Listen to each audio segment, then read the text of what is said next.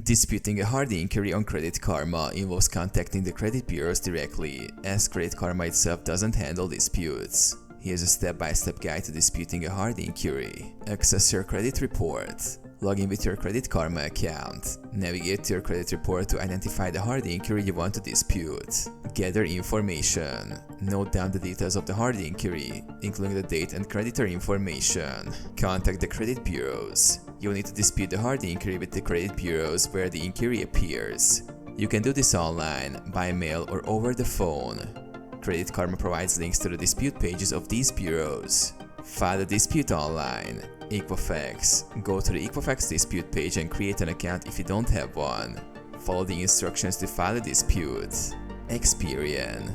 Visit the Experian dispute page, log in or create an account. Select the hard inquiry and provide your reasons for disputing it. TransUnion. Use the TransUnion dispute page, log in or sign up.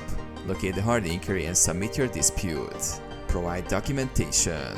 If possible, provide any documentation that supports your dispute, such as evidence of identity theft or correspondence with the creditor.